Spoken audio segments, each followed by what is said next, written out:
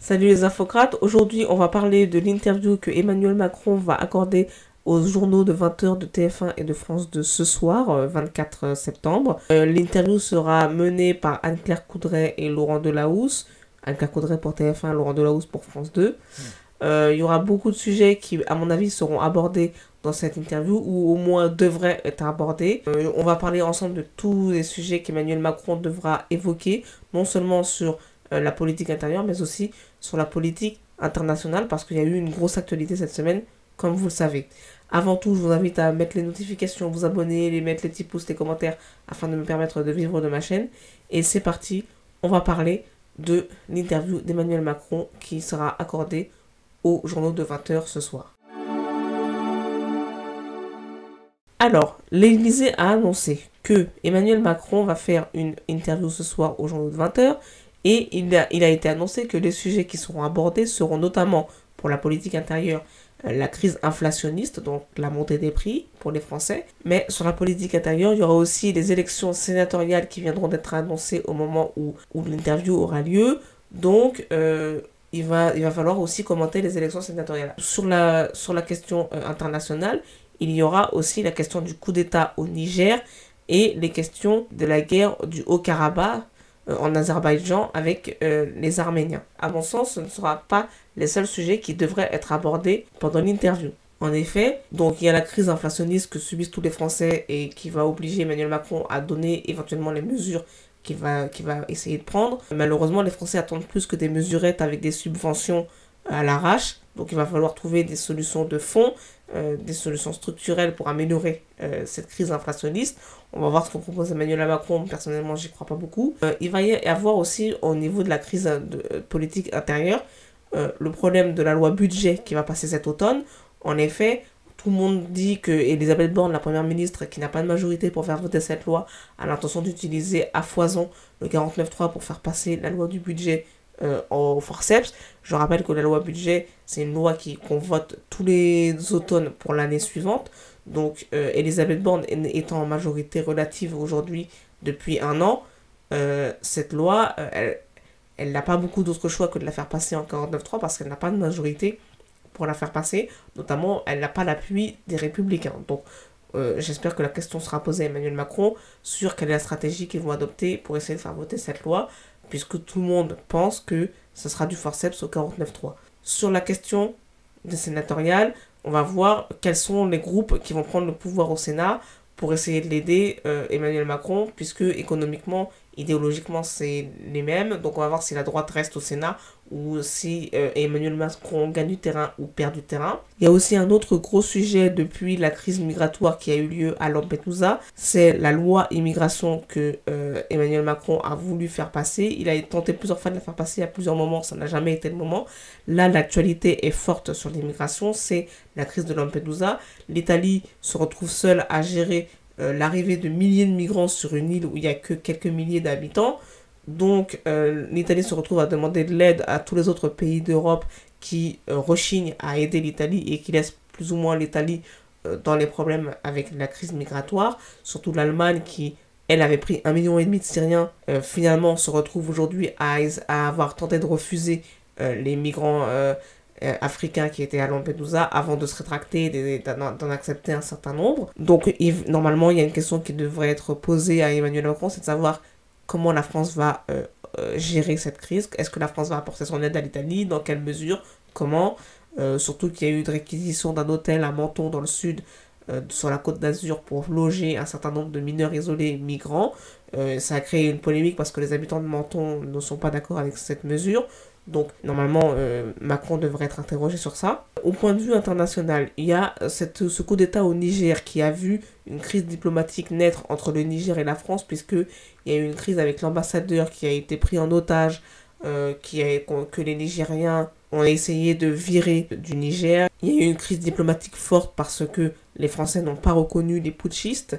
Il faut dire que d'habitude, les putschistes sont plutôt du côté français, donc d'habitude, les Français soutiennent les putschistes. Ici, ça n'a pas été le cas, donc il n'y a pas de reconnaissance des putschistes qui ont pris le pouvoir. L'ancien président est toujours légitime pour la France, ce qui crée une crise diplomatique sans précédent avec le Niger. Mais à mon sens, il y a plus grave. Pourquoi ?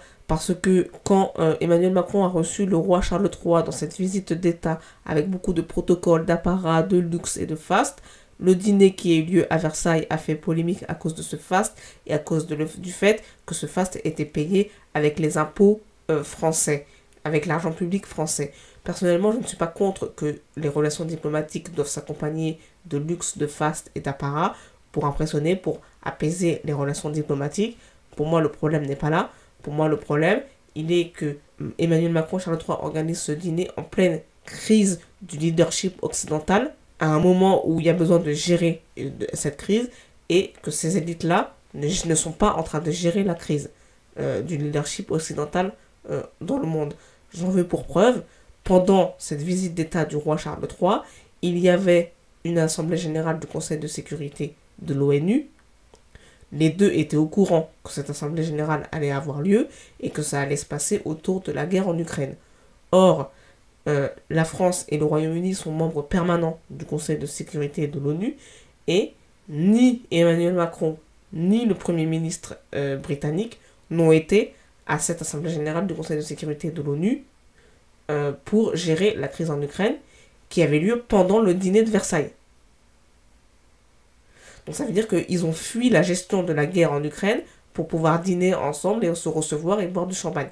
Là, pour moi, il y a un souci parce qu'on a affaire à une classe dirigeante qui a arrêté de gérer la crise mondiale que traverse l'Occident aujourd'hui. À cette Assemblée générale de l'ONU, Joe Biden s'est retrouvé tout seul à faire un discours devant les pays du Sud global qui, depuis le début de la guerre, ont fait savoir clairement que la guerre en Ukraine, c'était pas leur problème.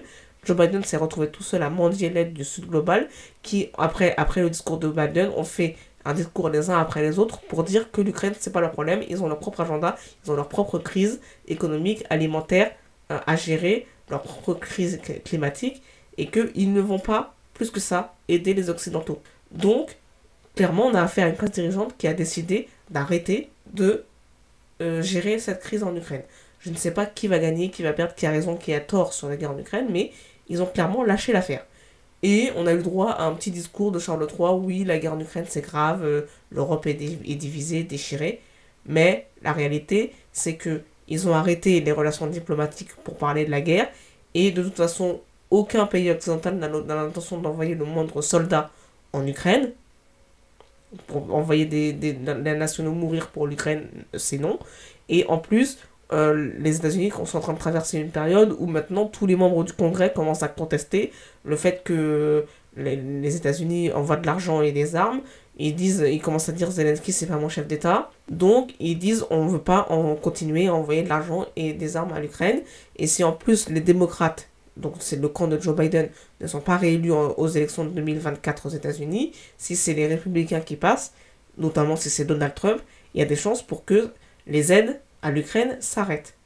Et là, les Européens, ils ont arrêté de gérer, ils laissent faire. De toute façon, ils ont laissé Biden parler tout seul devant mendier l'aide du Sud global qu'il n'a pas obtenue, parce qu'ils savent que de toute façon, les États-Unis vont aussi arrêter de donner de l'argent. Et voilà, l'Occident se retire du jeu, et c'est la fin du leadership occidental. Aussi parce qu'on a affaire à des dirigeants qui ne sont pas en train de gérer la crise. Et en plus, il se trouve que moi je pense que la fin du leadership occidental est une bonne chose parce que chaque nation doit servir ses propres intérêts et arrêter de vouloir s'intégrer au monde multilatéral qui est en fait régi par les Occidentaux. Et de toute façon, le Sud global a arrêté d'obéir aux Occidentaux, c'est une très bonne chose. Il faut juste que les Africains notamment cessent de vouloir passer d'une influence à une autre et ne passent pas de l'influence européenne à l'influence russe ou l'influence chinoise. Et ça, c'est un autre débat. Mais le fait est que normalement, il devrait y avoir une question sur le repas de Versailles. Était-il trop fastueux, trop luxueux pour le contexte, oui ou non, étant donné la crise inflationniste que les Français vivent et étant donné la crise mondiale du leadership occidental que l'Occident est en train de vivre et qui n'est pas gérée. Au moins pour la transition vers le monde d'après. Même si l'Occident a perdu du terrain, il n'y a même pas de gestion de la transition vers le monde multipolaire. Donc c'est pour ça que pour moi la situation est grave et que ça devrait être abordé avec Emmanuel Macron. Voilà, c'est la fin de cet édito. Dites-moi en commentaire tout ce que vous pensez de ce que je viens de dire. Et je vous dis à bientôt pour un prochain édito. Salut!